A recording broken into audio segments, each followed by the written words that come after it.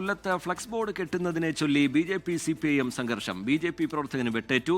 BJP പ്രവർത്തകനായ രതീഷിനാണ് വെട്ടേറ്റത്. ഇന്ന് അല്പസമയം മുൻപാണ് പുനലൂർ നഗരസഭയിലെ ശാസ്താംകോണം വാർഡിൽ BJPയും CPIMും തമ്മിൽ സംഘർഷമുണ്ടായത്. ഈ തെരഞ്ഞെടുപ്പ് പ്രചരണവുമായി ബന്ധപ്പെട്ട ഫ്ലക്സ് ബോർഡ് കെട്ടുന്നതിനെ ചൊല്ലിയുള്ള തർക്കമാണ് സംഘർഷത്തിലേക്ക് എത്തിയത്. അതിന് പിന്നാലെയാണ് ഒരു BJP പ്രവർത്തകന് വെട്ടേറ്റ ഒരു സ്ഥിതി കൂടി ഉണ്ടായത്. ശാസ്താംകോണം NDA ബൂത്ത് ജനറൽ സെക്രട്ടറിയായ രതീഷിനാണ് വെട്ടേറ്റത്. ഇയാളെ പുനലൂർ താലൂക്ക് ആശുപത്രിയിൽ പ്രവേശിപ്പിച്ചിട്ടുണ്ട്. ഒപ്പം തന്നെ NDA സ്ഥാനാർത്ഥിയായ മണിക്കുട്ടനും BJPയുടെ വെസ്റ്റ് ഏരിയ ജനറൽ സെക്രട്ടറിയായ മധുസൂദനനും BJPയുടെ ബൂത്ത് ജനറൽ സെക്രട്ടറിയായ കവിരാജിനും പരിക്കേറ്റിട്ടുണ്ട് എന്നുള്ളതാണ് BJP പ്രവർത്തകർ പറയുന്നത്.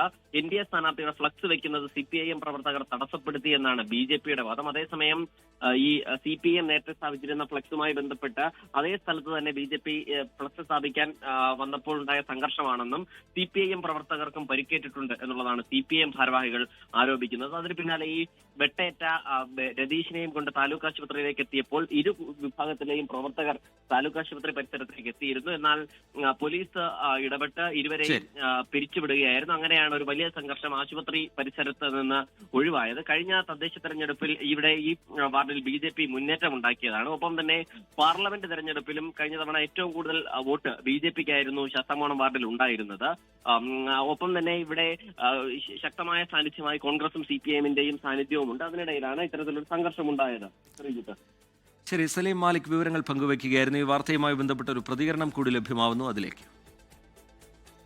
ഇന്ന് ശാസ്താംകോണത്തുണ്ടായ ഒരു വലിയൊരു കാര്യം ഗുണ്ടായിസം തന്നെയാണ് CPIMന്റെ ഭാഗത്തു നിന്ന് ഉണ്ടായിരിക്കുന്നത്. ഞങ്ങൾ സമാധാനമായിട്ടുള്ള ഞങ്ങളുടെ ഒരു ഫ്ലെക്സ് വെക്കാൻ, ഞങ്ങളുടെ നേരത്തെ ഇരുന്ന ഫ്ലെക്സ് അവിടെ നമ്മുടെ ഒരു ഫ്ലെക്സ് സ്ഥാപിക്കാൻ പോയപ്പോൾ അതിന് ഓപ്പോസിറ്റായിട്ട് കൊണ്ടുവച്ച് അതൊന്ന് മാറ്റണമെന്ന് പറഞ്ഞപ്പോഴത്തേന് അവർ നമ്മളെ ആയുധങ്ങളായിട്ട് സഹപ്രവർത്തകരെ ഉപദ്രവിക്കുമായിരുന്നു. മാറിയമായിട്ട് സ്ഥാനാർത്ഥിയെ തന്നെ ആക്രമിക്കുന്ന രീതിയിലായിരുന്നു അവരെ അത് തടയാൻ പോയ പ്രവർത്തകന്റെ കൈ നല്ല രീതിയിൽ വെട്ടേക്കുകയും